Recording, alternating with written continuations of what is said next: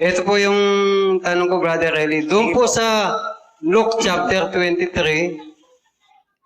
verses 42 to 43. Pakilagay sa screen. At sinabi niya, Jesus, alalahanin mo ako pagdating mo sa iyong kaharian. At sinabi niya sa kanya, katotohanan sinasabi ko sa iyo ngayon ay kakasamahin kita sa paraiso. Ito po yung isang pinangakuan ng Panginoon na isasama niya sa paraiso, yung isang magnanakaw. Ang tatanong ko lang po, Brother Eli, yung po bang ang Panginoon nung mamatay and at the same time, namatay na rin yung magnanakaw, personal po ba niyang dinala sa paraiso?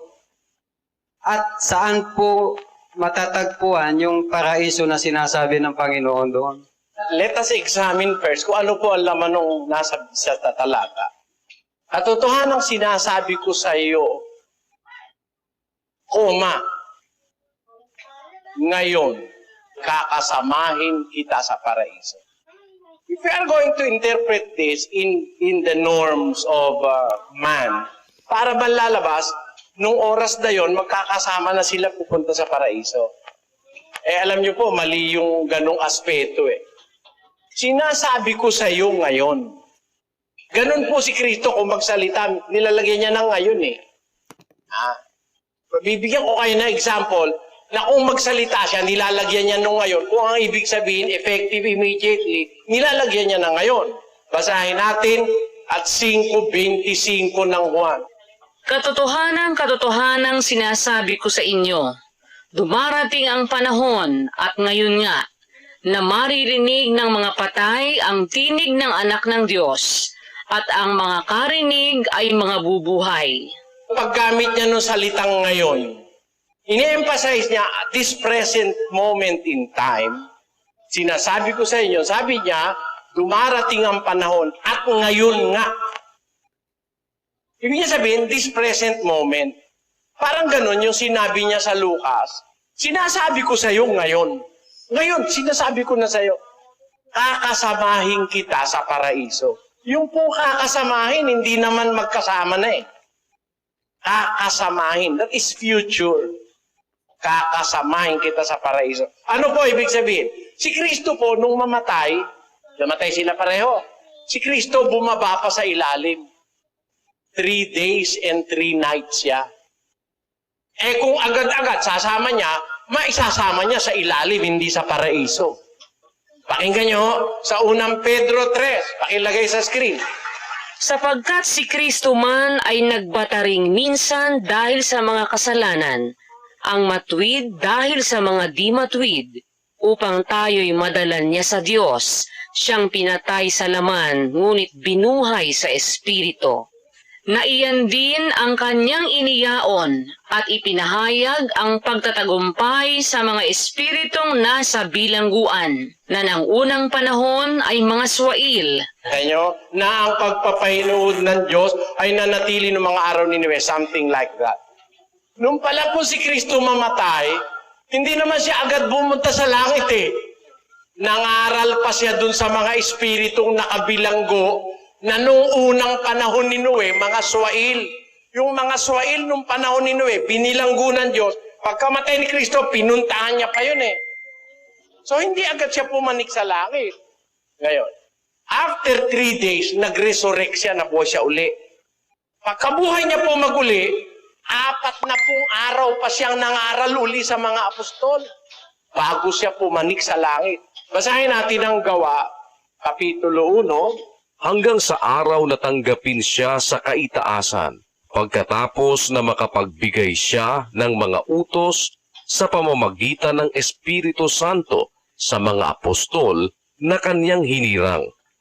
Nasa kanila na may napakita rin siyang buhay sa pamamagitan ng maraming mga katunayan pagkatapos na siya'y makapaghirap, na napakikita sa kanila sa loob ng 40 araw at nagpahayag ng mga bagay tungkol sa kaharian ng Diyos. Namatay siya, pumunta siya sa kalaliman, 3 days and 3 nights siya. Pagkatapos noon, nabuhay siya maguli, nangaral uli siya sa mga apostol. Nung pagkabuhay niya maguli, hindi siya pumunta sa langit agad. nakisama pa siya. Kumain pa nga siyang kasama ng mga apostol pagkabuhay niya maguli. Gis 39 ng Juan hanggang 40. At mga saksi kami sa lahat ng mga bagay na ginawa niya sa lupain ng mga Hudyo at sa Jerusalem, na siya na may kanilang pinatay, na siya'y ibinitin sa isang punong kahoy. Siya'y muling binuhay ng Diyos ng ikatlong araw, at siya'y itinalagang mahayag. So hindi siya agad pumunta sa langit. Ano ngayon ang kahulugan nung sinabi niya doon sa magnanakaw? Sinasabi ko sa iyo ngayon, kakasamahin kita sa paraiso. Yun ho, kakasamahin, sa hinaharap pa po yun.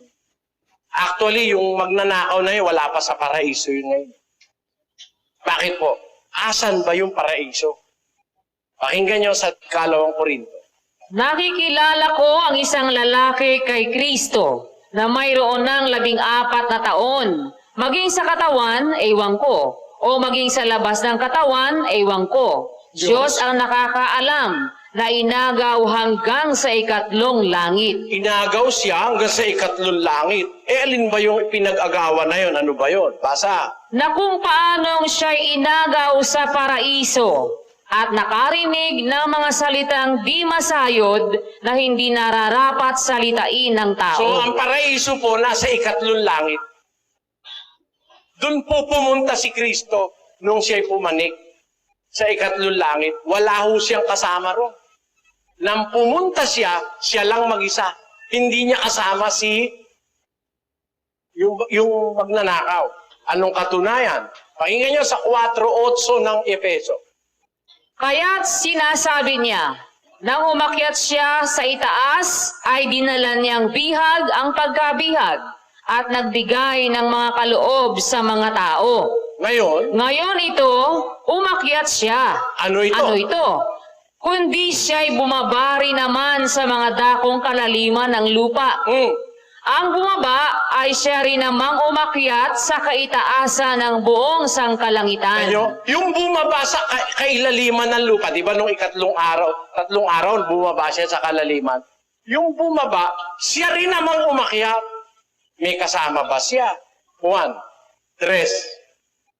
At walang umakyat sa langit, kundi ang nanggaling sa langit. Sa makatwid bagay, ang anak ng tao na nasa langit. Kaya po, nung pumanik siya mag-isa lang pumanik. Ano ibig sabihin? Kakasamahin kita sa paraiso. Pagdating pa ng araw yon, yung mga maliligtas, kasama yung magnanakaw, kasama si San Pablo, kasama San Pedro, kasama yung mga unang Kristiyano, dadalhin niya doon sa paraiso. Alam niyo kung kailan yon? 14:1. Pakinggan niyo po. Huwag magulumihanan ang inyong puso. Magsisampalataya kayo sa Diyos. Magsisampalataya naman kayo sa akin.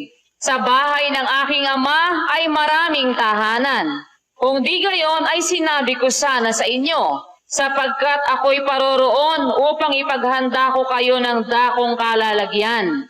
At kung ako'y pumaroon at kayo'y maipaghanda ng kalalagyan, ay muling paririto ako at kayo'y tatanggapin ko sa aking sarili, upang kung saan ako naroroon, kayo naman ay dumuon. Mangyayari yun. Pagbalik niya uli, muling paparito ako. Mauna na ako, hahanda ko yung kalalagyan nyo. I will prepare a place for you. Pag na-prepare ko na, babalikan ko kayo.